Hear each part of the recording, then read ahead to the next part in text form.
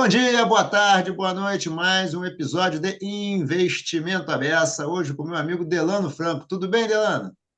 Tudo bom? Maravilha. Prazer estar com você aí. Prazer todo meu caro. Delano, se apresenta um pouquinho, primeira vez, inclusive, que você está vindo aqui no programa.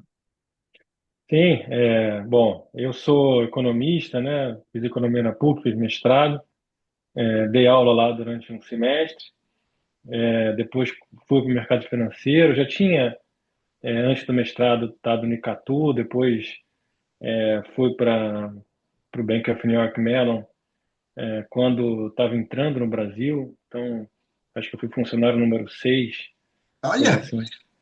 Não tinha nada, não tinha nem computador chegado. Fiquei 12 anos lá, tocando principalmente a gestor de patrimônio e asset, e saí em 2009.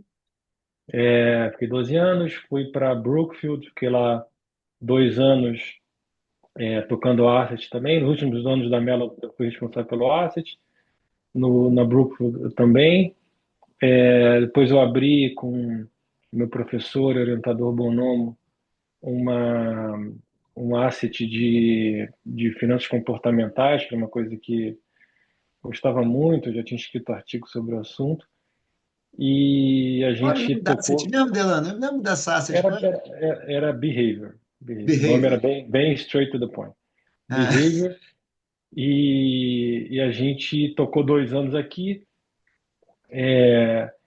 Naquela época a gente acho que escolheu o produto errado. A gente fez um long and short, era para ter sido um long only, olhando no retrospecto. No final a gente fez um long only, pelas características desse tipo de estratégia.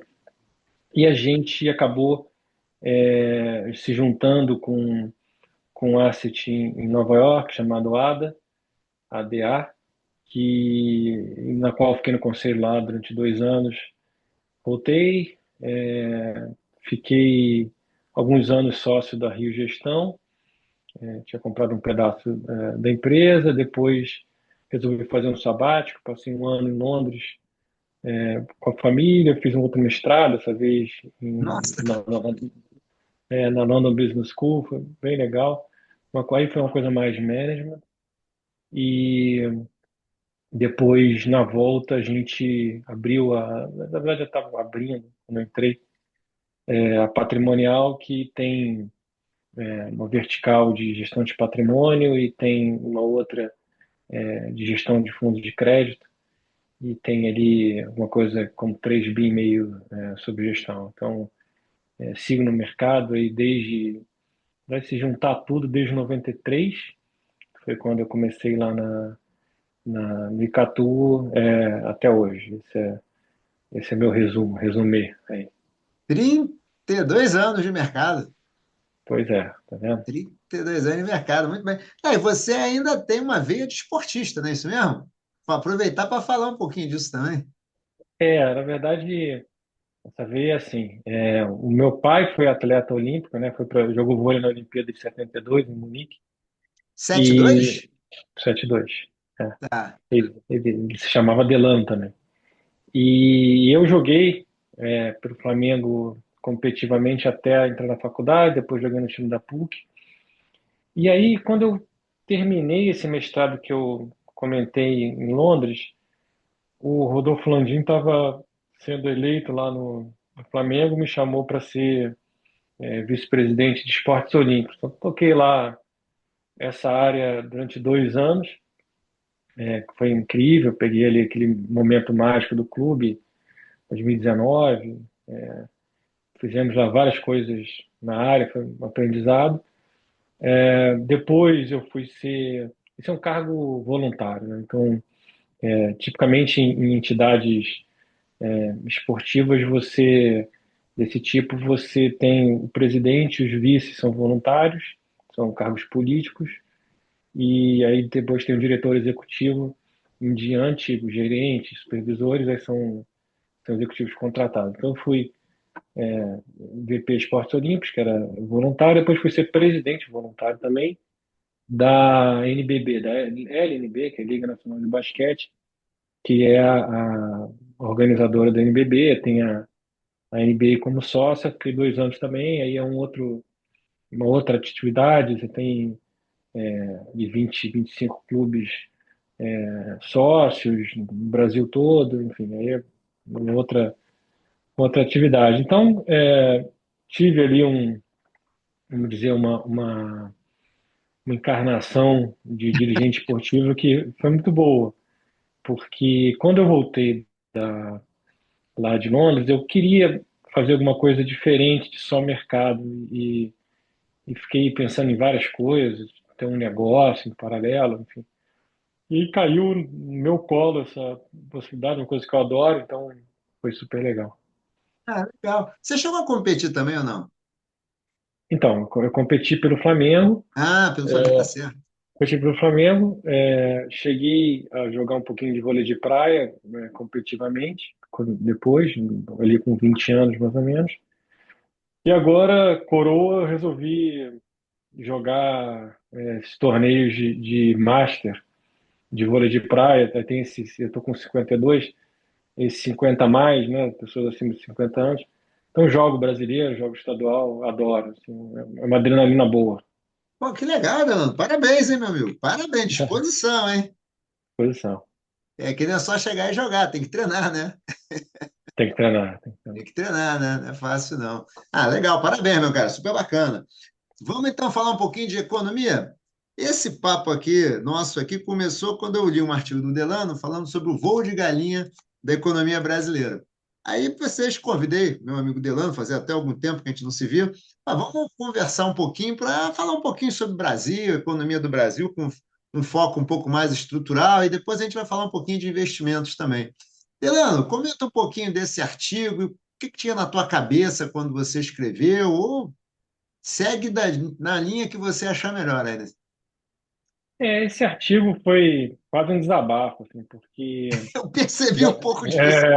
pois é, dá uma frustração, porque a história assim, o desenvolvimento econômico é um fenômeno desde a Revolução Industrial, né? Então, antes os países eram mais ou menos iguais, tinham impérios que caíam, subiam por poder militar, basicamente, mas se você olhasse economias, elas eram muito parecidas em termos de riqueza, de capacidade de geração de riqueza. Teve um economista, que é Angus Madison, que ganhou o prêmio Nobel fazendo esse tipo de medição, etc. Quando vem a Revolução Industrial, primeiro, século XVIII, tem começa a ter uma diferenciação clara. Então, assim, isso aqui é um país desenvolvido, isso aqui é um país subdesenvolvido. Era só sei lá que você via. E você começou a ter, então, uma divergência entre os países e dessa divergência nasceu dessa observação, nasceu a ideia de que deveria haver uma reconvergência em níveis de renda mais alto. Os países subdesenvolvidos deveriam, em algum momento, virarem parecidos com os países desenvolvidos. E teve toda uma teoria, né, um campo de pesquisa, não só teórico, empírico também, sobre esse assunto. O Robert Solow foi acho, o grande cara desse mundo aí, que tentava entender o crescimento e como é que essa coisa acontecia. E, intuitivamente, dois caminhos, né, para você, para um país em desenvolvimento, se desenvolver mais rápido do que o que está lá na frente e chegando perto. Primeiro, o acúmulo de capital, né? Então, o capital é mais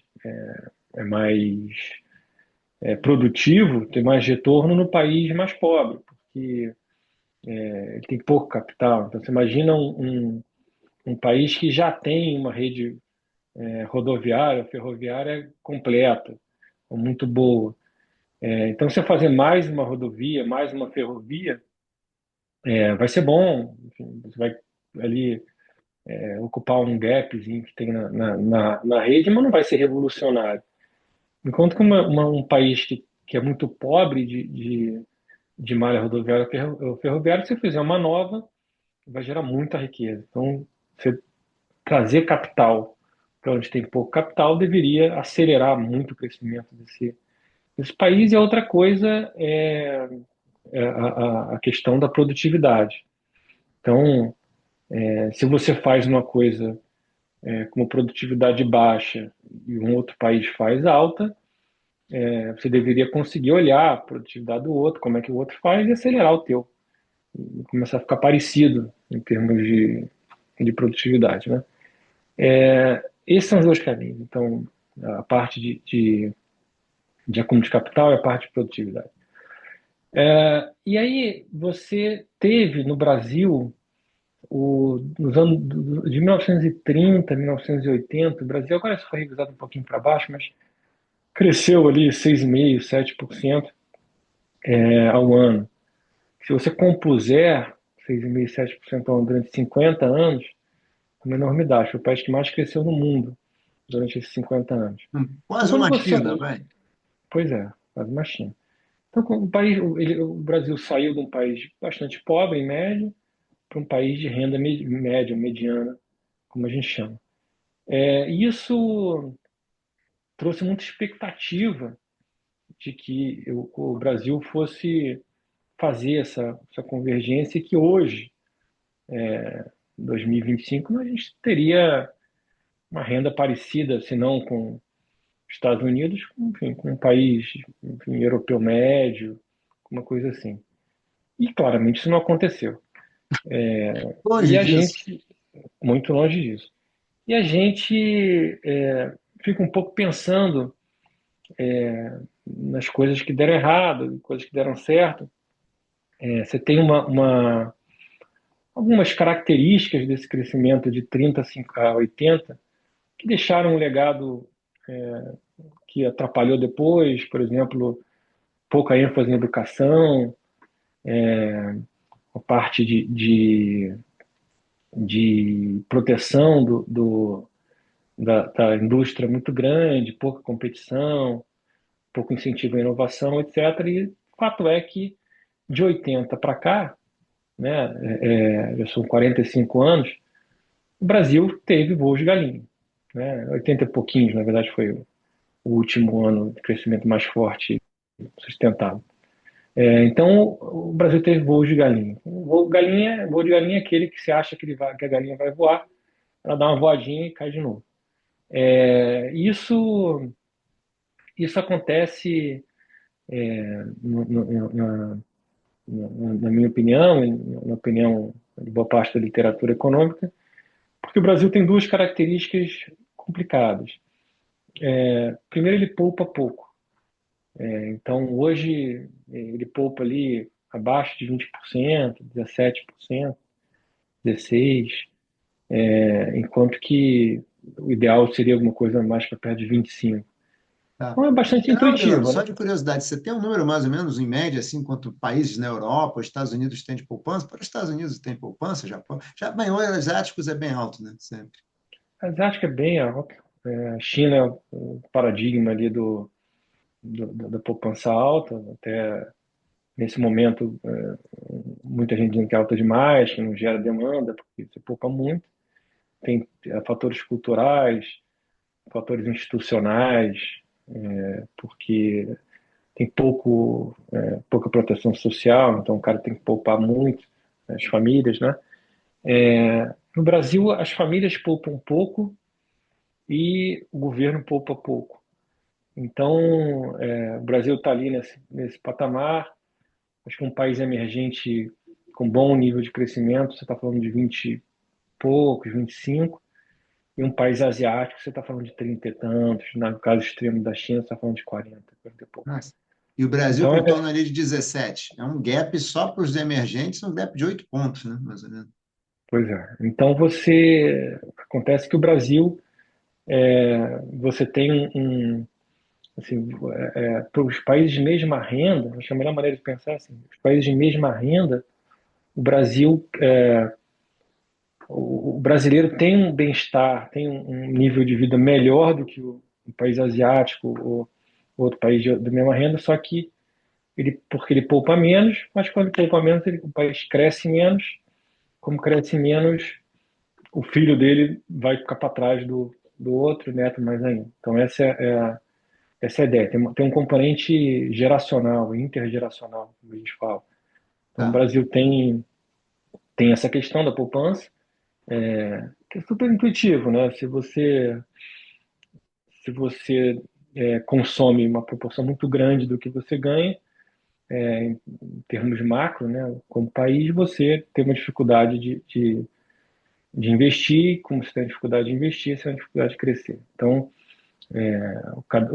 a cadeia pela economia mais clássica, digamos assim, mais mainstream, você poupa muito, então você consegue investir muito, e aí você consegue crescer muito. Isso é uma coisa. Tá. Esse é um caminho. Outro caminho é o caminho da produtividade, que era aquela outra que eu falei. A gente está falando de educação. O Brasil tem dificuldade de melhorar a educação, apesar de todo o dinheiro que tem sido gasto, não é pouco. No sistema educacional ainda tem problemas grandes de resultados, especialmente ali no ensino médio. E, é, e você está falando de qualidade de regras, de facilidade de tocar negócios, você está falando de infraestrutura, enfim, várias coisas que o Brasil foi ficando, enfim, cada vez para trás. E aí que vem a história que eu te falei do desabafo, porque o roteiro ele mais ou menos se repete de uma forma muito padrão, porque você tem essa limitação, o Brasil não consegue crescer muito. Então, não dá para cravar um número, mas uma coisa em torno de 2% ao ano parece ser um limite atual com a estrutura que o Brasil tem hoje. Então, você não pode crescer muito, tem que se conformar, ou você faz reformas de tudo que é lado, ou você tem que se conformar com seu crescimento baixo. Existem vários momentos em que parece para todo mundo a sensação é de que o Brasil vai conseguir decolar. Então, ele cresce ali, às vezes, depois no momento de baixa, ele cresce ali 3,5%, 4%. Então, você fala, puxa, agora vai, está crescendo bastante. Mas aí você começa a ver sinais de sobreaquecimento, né? Como se o painel do carro estivesse te mostrando ali que você está sobreaquecendo, que já já a brincadeira vai acabar. Então, quais são os sinais clássicos de sobreaquecimento? Número um, desemprego. Então, você começa a ver o desemprego ir muito para baixo. O desemprego baixo é bom, do ponto de vista social, mas o desemprego que vai caindo, com um país crescendo 3, 3,5, 4, é sinal de que vai acabar. Então, se você tem um desemprego a 12, aí você cresce mais, ele está em 9. Se cresce mais, ele está em 7. Cresce mais, ele está em 5. Aí você olha e fala, bom, esse negócio não pode ser menos 5. Então, em algum momento, você vai parar de poder botar gente para produzir, porque vai acabar a gente, acabar a quantidade de trabalhadores disponíveis. E outro caminho que a gente começa a ver, normalmente, são ocupação de produção de fábrica. Então, as fábricas têm uma capacidade máxima no curto prazo. No longo prazo pode crescer, mas no curto prazo a fábrica produz 1.000 toneladas de alguma coisa, está produzindo 700, daqui a pouco 850, daqui a pouco 920, vai bater no 1.000. Então, essa é a segunda maneira. Então, você está esgotando o fator de produção trabalho, esgotando o fator de produção capital, e aí você também normalmente está importando coisas. Porque assim, se eu tenho capacidade de produzir 8 coisas, sei lá, carros, 8 carros, e tem uma demanda empurrando para que eu precise produzir 9, se eu sou um país de economia aberta que tem divisas, enfim, pode importar, como o Brasil hoje, você começa a importar mais. Importa esse nono carro. E aí o que acontece é que você começa a ver a balança comercial piorar, e começa a ver a conta corrente, que é a relação entre o Brasil e o exterior de bens e serviços, enfim, serviços incluindo juros, enfim, Vendos e tudo mais. dividendos, rendas, etc., você, você começa a aumentar esse déficit em conta corrente.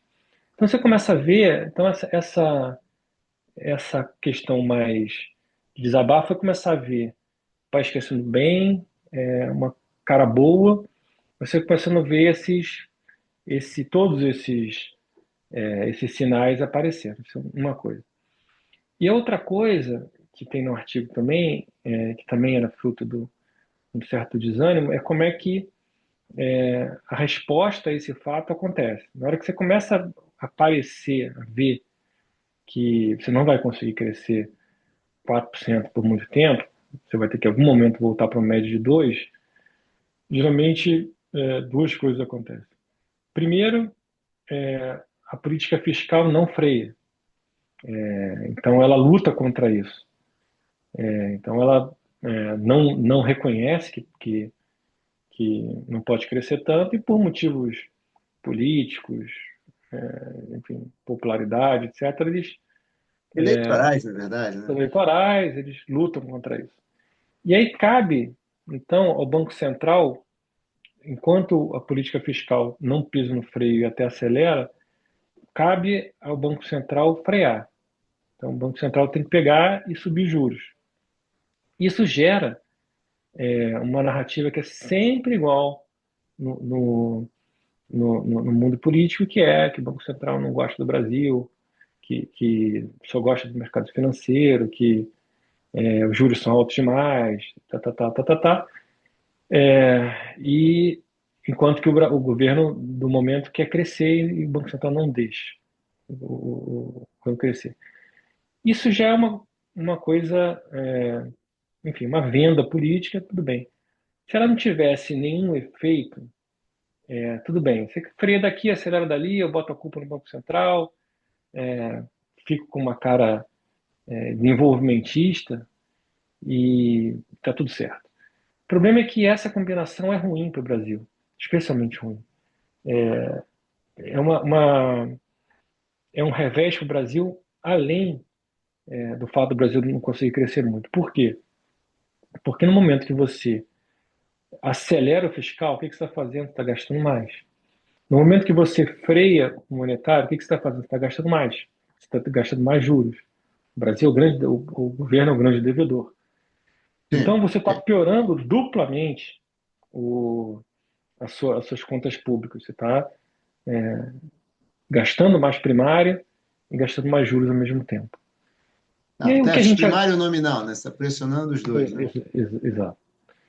E me lembro mais quando eu escrevi esse artigo, já tem um tempinho, mas o que a gente viu de lá para cá foi isso, né? Então, foi o fiscal seguindo ali a toada dele e o Banco Central tendo que subir os juros muito forte, como consequência, a dívida pública subindo muito rápido. Isso quer dizer que meu artigo é genial? Não, quer dizer que isso acontece toda vez. Então, né, não é difícil, infelizmente. Então, então, esse foi o artigo. O artigo foi um pouco um desabafo de que, por mais que a gente estivesse crescendo muito, a gente ia ter que frear, o freio ia cair em cima do Banco Central, então a gente ia viver com juros mais altos durante algum tempo, até. E como é que esse negócio termina? Se você tiver um ajuste fiscal bom, você controla a dívida pública, você vai para um outro ciclo desse.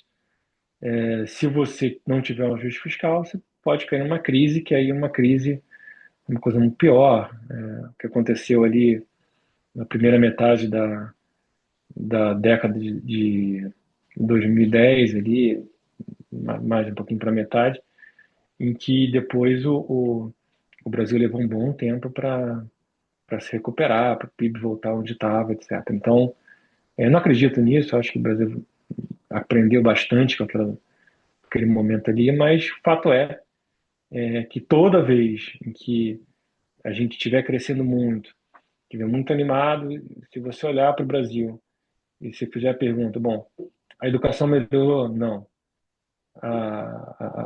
Houve uma reforma ampla, que transformadora do, do país? Não. Então, o que provavelmente, muito provavelmente vai acontecer é um voo de galinha. Então, essa era a ideia. Nossa, é engraçado, você foi falando, eu fui tentando ler. Foi fazer um retrospecto aqui, né? Pelo menos na década de 90 para cá, né? E é muito assim, né?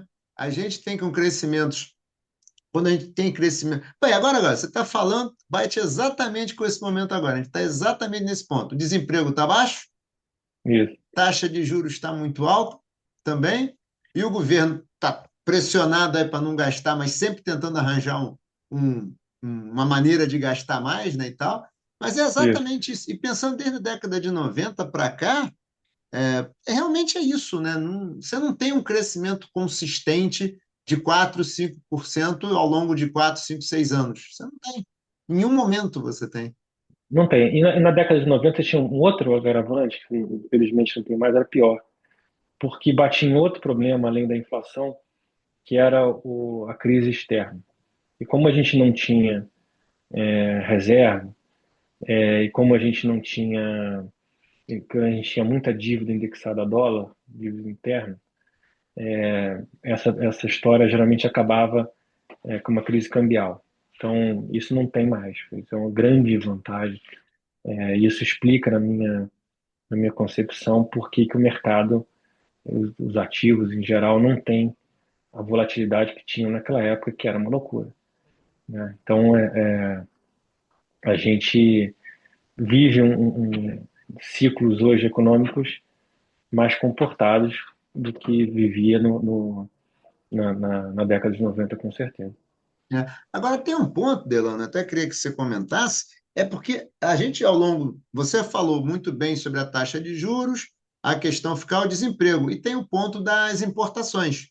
E Uhum. justamente nesse momento começou a aparecer, a cobertura na imprensa começou a ficar maior sobre essa questão do balanço de pagamentos, né? Que parece que a gente corre o risco de esse ano a conta de capital não fechar, né? Esse investimento não fechar na balança de transações correntes, ou seja, como é que você está vendo isso? Causa uma preocupação? Nós somos um pouco mais, digamos, tem uma rodagem de mercado. Eu sempre fico meio nervoso também quando vejo o Brasil. Opa, peraí, essas reservas têm sido meio nosso porto seguro.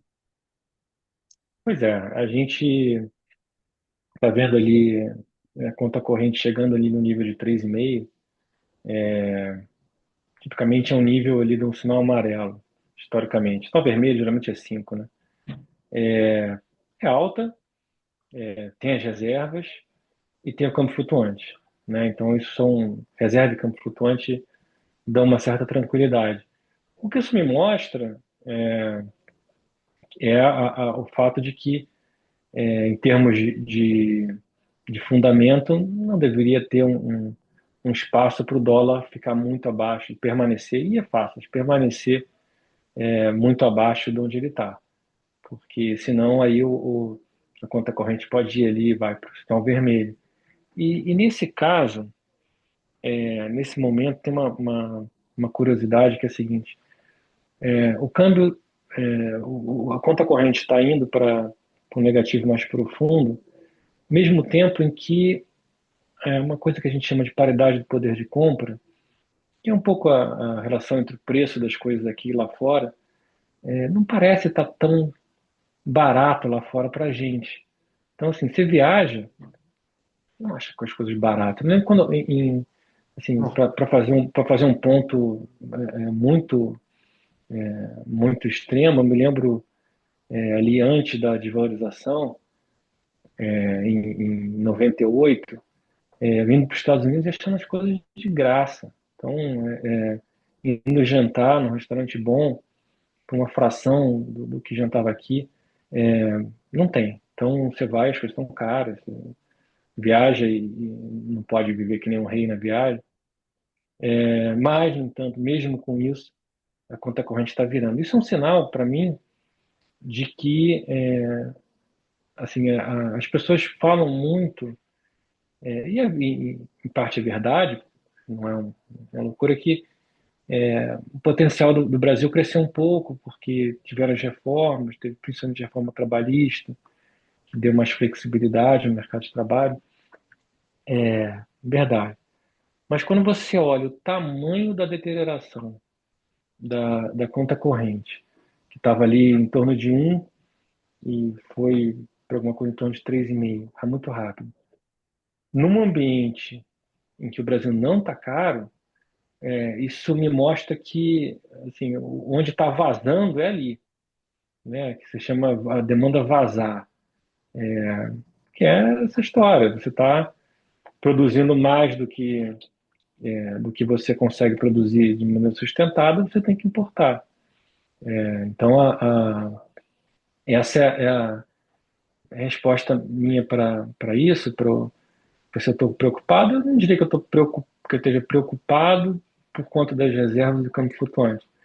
Isso só me dá uma direção de que a gente está num ponto de câmbio que você pensar, não, mas você vai ter alguma surpresa boa, qualquer, política, e esse câmbio vai para muito abaixo, pode ir, mas vai sustentar lá embaixo? Difícil. Tá, tá, tá. Olhando um pouquinho para frente, Delano, como é que você está vendo esse momento? A gente tem agora sei lá, a gente não vai bater na parede em algum momento, acordar, porque a impressão que dá é que a gente vai continuar fazendo mais do mesmo. Como é que você está vendo o futuro?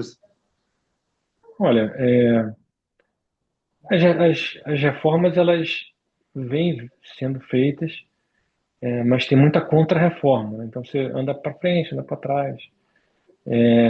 Você acaba gerando mais distorções, faz reforma de um lado, gera mais distorção do outro.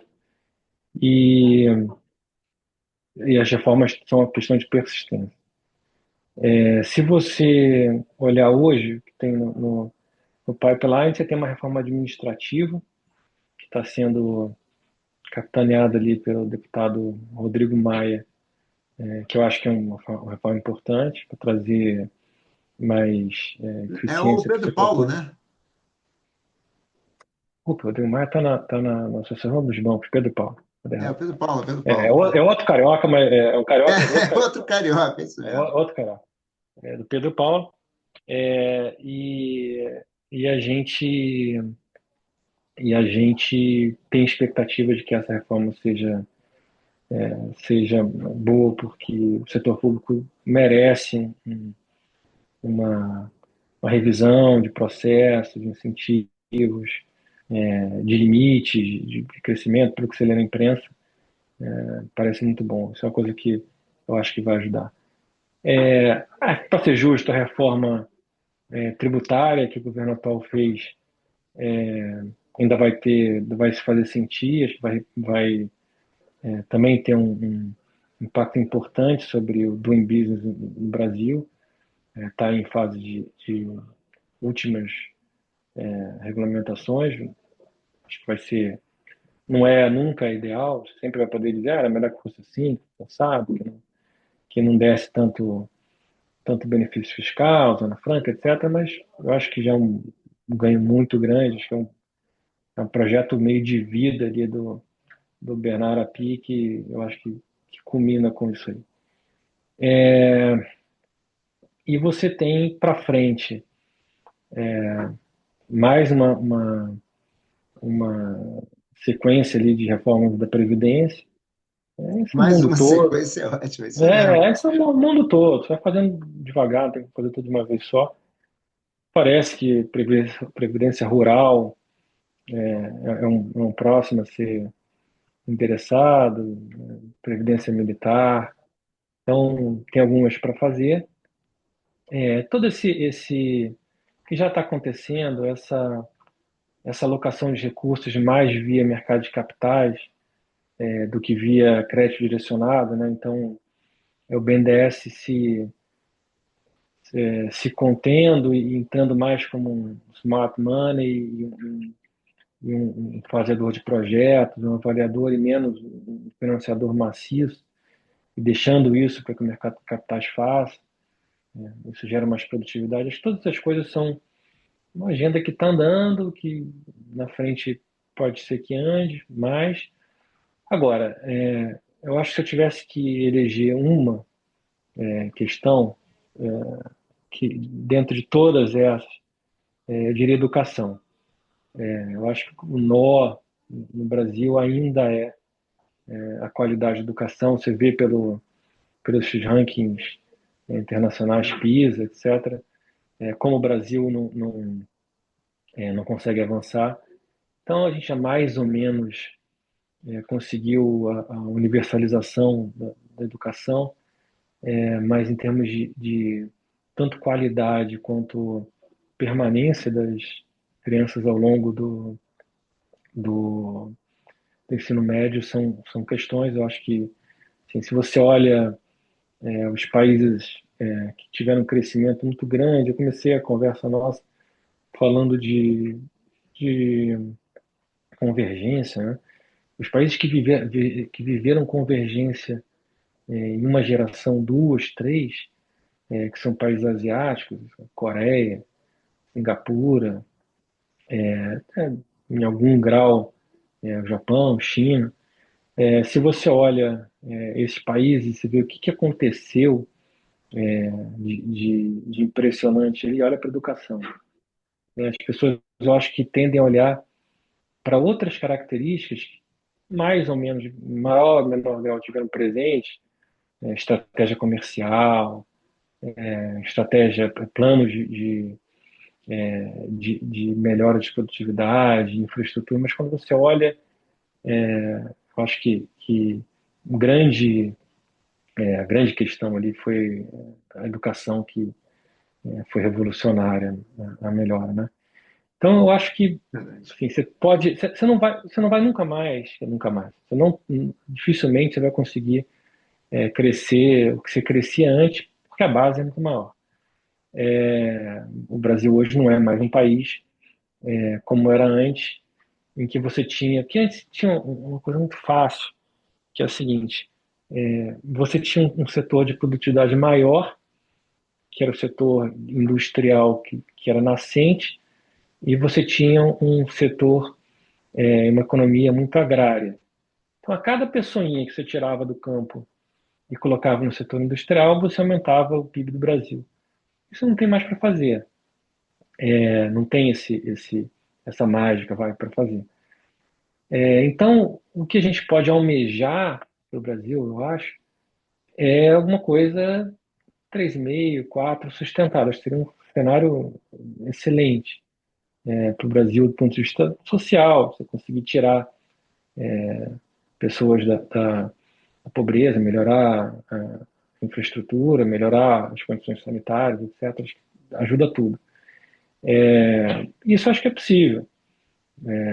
Assim, o mundo político é um mundo político diferente do que a gente sonharia, né? A gente tem uma propensão ao populismo por desenho do mundo político no Brasil, mas tem esperança. A gente se olhar se olhar as reformas que foram feitas, as que eu citei e outras também, as da Previdência que já foram feitas até então, por exemplo, que foi feita no governo Bolsonaro também, lá desde o Fernando Henrique, né? E você teve melhoras. A privatização trouxe bastante produtividade, foi uma revolução. O Brasil era um país autárquico quando eu comecei a estudar economia. Você conseguia um telefone, Oh, era um negócio assim, leva anos. Você colocava a linha do quando telefone no imposto de plano de renda, expansão, né, velho? Tinha que esperar um plano de plano de expansão. expansão. Tinha lá, eu tenho um apartamento, um carro, duas linhas telefônicas, colocava lá no imposto de renda. Enfim, ele já andou muito, mas o mundo também anda. Então, a gente está num momento bastante. interessante no panorama global, né? Você tem a volta da bipolaridade, né? Depois da queda do Muro de Berlim, parecia que ia ter uma Pax Americana para sempre. Então, agora você tem Estados Unidos e China, você tem AI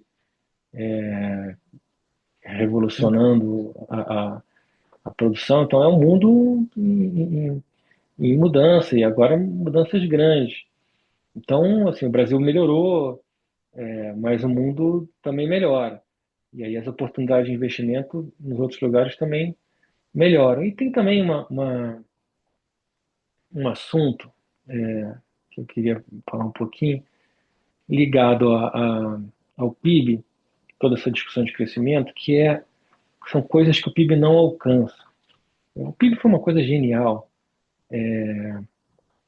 feito pelo Kuznets, um bielorrusso, que é você juntar tudo que você produz e, e gera de renda num número só. Só que isso era muito mais fácil quando a economia era aquela economia fabril antiga, que você somava coisas siderúrgicas, construção civil, etc. Quando virou uma economia da informação, começou a ficar mais difícil. Então, por exemplo, você tem um telefone, por exemplo, um iPhone. Então, o iPhone 1, agora acho que lançou o 17, não falei a memória. Não sou os 17. Não, não foi? Então, o iPhone 1 ele custava mais ou menos a mesma coisa que custa o 17 hoje. Então, se você produzia 1.000 iPhones 1, gerava tanto de PIB. Hoje, você produzir 1.000 iPhones 17, gera a mesma coisa ou menos de PIB. Só que quando você olha o que você está gerando, é muito melhor. Então, você tem também uma melhora de vida, uma melhora de coisas, de padrão de vida que o PIB não alcança. E isso tem sido crescentemente verdade. O que significa que é um pouco menos desolador o fato do crescimento médio do Brasil ter sido tão baixo nos últimos 45 anos, 40, 45 anos. Provavelmente a coisa é um pouquinho menos feia por conta desse fator, mas de qualquer maneira não gera convergência, é menos do que o Brasil pode e merece, porque se você assim, visita outros países com maior grau de desenvolvimento, muito maior, um pouco maior, você vê diferenças claras no landscape aqui e lá. Aqui ainda tem a questão da desigualdade de renda que é muito grande, enfim, isso já seria um assunto para outro papo, mas enfim, você tem o que eu quero te passar é que, assim, mesmo diante do desânimo que ensejou esse artigo que você citou, acho que a gente não é verdade que a gente não fez nada, e não é verdade que a gente vai ficar fazendo voo de galinha para sempre. A gente andou, mas a gente ainda está nessa situação. É. Não, eu acho que aquela história, né? O problema, a gente sofre pelo que a gente deixou de ser, né? O que a gente poderia ser e não foi, Isso, né? Ou não está isso. sendo ainda, né? Acho que é isso que Não, se você lê as coisas, assim, eu era muito novo, né? Eu sou de 73, então quando eu fiz 10 anos já tinha acabado essa onda. Mas quando você lê o que se escrevia no Brasil nos anos 70, final dos anos 70, assim, as pessoas tinham convicção absoluta de que o Brasil estava num ritmo que ia levar ao desenvolvimento. O desenvolvimento, hoje o Brasil é um país desenvolvido, ponto. Porque não é difícil de imaginar, né? Você pensar, se olhar um país que cresce 7% ao ano durante 50 anos, em média, não que cresce todo ano, mas em média 7%. Você olha para frente e fala, pô, o futuro é brilhante. E a realidade se mostrou mais amarga do que se imaginava, que não é de forma nenhuma uma característica do Brasil. Eu falei dos casos de países que conseguiram convergir, Coreia, etc. mas a grande maioria não conseguiu. Um ponto. Grande maioria. Então, existe uma coisa que os economistas falam que é a armadilha da renda média, que quando geralmente você cai nela, você não consegue sair.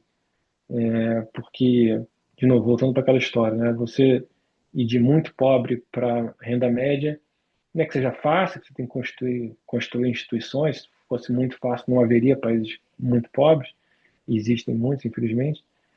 Mas é mais fácil, porque basta você construir o mínimo de institucionalidade, atrair capital e mais ou menos imitar o que os outros fazem, que você chega.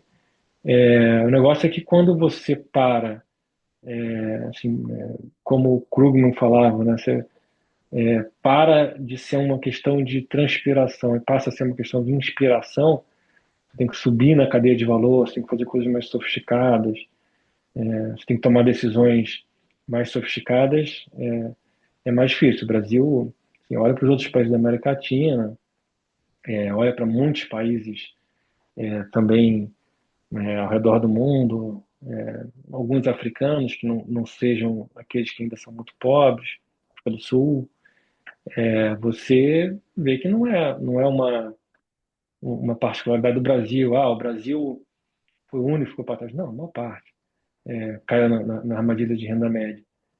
Então, a questão é que, assim, se você olhasse para o que as pessoas falavam nos anos 70, no começo dos 80, parecia que ia chegar fácil. É. Não chegou. Nós e a maior parte dos países. A questão é o que falta para chegar. Acho que tem um bom case ali. Eu acho que hoje enfim, já houve tempo em que as pessoas achavam que educação, por exemplo, não era uma questão importante para o crescimento. Parece uma loucura, mas até os anos 70 não havia. Muitos economistas consideram a tese de doutorado do Carlos Langoni, que faleceu na Covid, como sendo a peça de pesquisa mais importante da economia brasileira, porque ali ele usou as técnicas mais avançadas que havia no começo dos anos 70 e para mostrar que a educação era uma coisa central para o crescimento. Entre outras coisas, essas, mas várias outras, que não eram consenso, hoje são os consensos. As pessoas não. Você não vê muito quem defenda gasto fiscal, enfim, desenfreado, mesmo quem seja menos pró-austeridade, não seja tão ligado à questão fiscal, concorda que não pode ser um gasto desenfreado, porque senão gera inflação no futuro e fica pior ainda. Então, eu acho que tem consensos construídos que ajudam. A questão, enfim, é ter a sociedade tomar as decisões. Esse é um ponto. Enfim, eu não estou, assim, apesar do meu desânimo, eu já falei isso uma vez, apesar do meu desânimo com o artigo, não significa que eu seja um desanimado com o Brasil, não. Ah, que bom, que bom. Delano, a gente está aqui já com o tempo já estourado, na verdade, sabia? Passa rápido, né? Não, passa muito rápido, muito rápido. Rapidinho, a conjuntura, o que que você está vendo agora aqui, olhando para o ano que vem? Você está vendo mais? Só para a gente ferrar aqui, para o ano que vem, como é que você está vendo um pouquinho a economia brasileira? Cara, a economia vai crescer menos que esse ano, provavelmente. As pessoas acham ali em torno de 1,5, que já é fruto dessa política de juros restritiva. Você tem uma inflação, uma eleição ali em 26 que ainda vai ter muita água para rolar. Eu acho que entre oposição e situação, tá mais ou menos 50-50, cara coroa, tem muita coisa para acontecer. Também acho. Ainda tem um monte de fatores internos, externos. Vejo uma coisa curiosa hoje, que são dois mundos muito dissociados, entre os juros reais de longo prazo no Brasil, de mercado, e bolsa barra dólar. Então, se você olhar para os juros reais, um país que tem juros reais de uma NTN-B da vida 7,5 longuíssima, 2050, 2060, 40, é um país com problemas sérios, porque se você compuser isso, a dívida pública cresce muito rápido, não pode ser isso. Então, se você olhar os juros reais, o mercado parece bastante pessimista com o futuro do Brasil. Se você olhar o dólar, já está ali, 4,30, 5,30, 5,40 e já teve mais alto. Enfim, tudo bem, o dólar está caindo no mundo, mas está tranquilo. Se você olhar a bolsa, tá ali, as ações estão baratas ainda, por valuation, mas já a bolsa já teve bem mais baixa. Então, você está tendo bolsa e câmbio com certo grau de normalidade e uma curva longa de juro real muito, muito, muito esticada demais. Então, isso faz com que, por exemplo, aqui na patrimonial, a gente esteja privilegiando para os clientes o juro real longo, porque ele está perto, a taxa dele está bastante perto de como estava nos momentos de mais estresse do final ali do governo Dilma, enquanto que o resto não está. Então, se você aplica em juro real, principalmente esses um pouquinho mais longos, você tem uma vantagem de que se tiver uma melhora de Brasil percebida, você vai ter um ganho de capital grande. Se não tiver, você vai viver com juros já bastante altos, vai ter uma rentabilidade bastante alta já dos juros reais.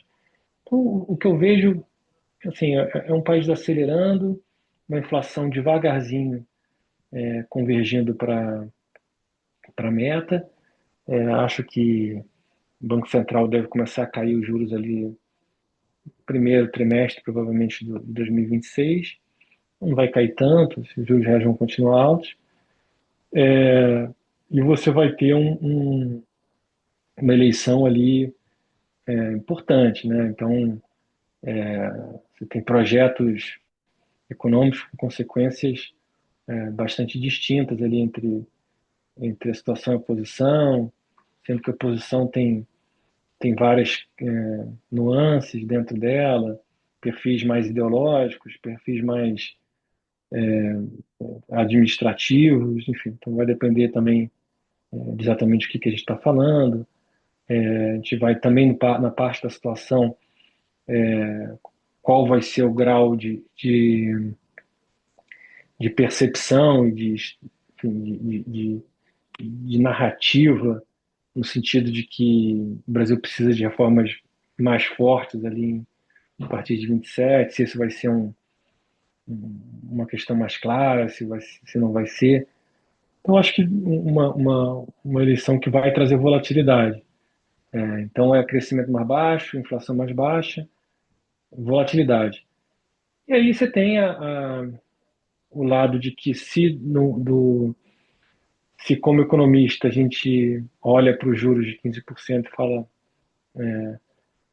que, que coisa ruim, né, pro Brasil, cresce dívida, quando a gente bota a camisa de alocador de recursos, é o contrário, né, que é oportunidade boa para o investidor, que é colocar dinheiro em 15% em instrumentos de liquidez alta. Então, uma combinação DI, juro real longo, acho que é o core da carteira dos nossos clientes hoje. Então, isso é o que eu vejo de Brasil e falando um pouquinho de mercado também. Certo. Meu amigo Delano, fica aí, vamos nos despedir do povo aqui, depois a gente se despede com calma. Queria te agradecer Maravilha. muito aqui, o bate-papo foi ótimo mesmo, cara. Se prepara, a gente vai conversar de novo no primeiro semestre do ano que vem, hein? Maravilha, é um prazer, foi ótimo. Me lembro, da gente conversando na época de Ambid, Bide, isso então, mesmo. existia o escritório aqui no Rio, acho que era É na Almirante, ele Almirante tinha o Barroso. Almirante Barroso ali É, com a Rio Branco. pois é, tempos que trazem saudade. Enfim, então, pô, a gente viveu aí muita coisa nesse mercado e é sempre bom bater um papo e expor aí o que a gente está vendo. Super prazer. Tá vendo? Muito obrigado, Delano. Super obrigado mesmo. Gente, mais um episódio de Investimento Aberto, hoje com Delano Franco, uma aula sobre crescimento e desenvolvimento econômico. Obrigado, Delano. Obrigado. Tchau, tchau, gente.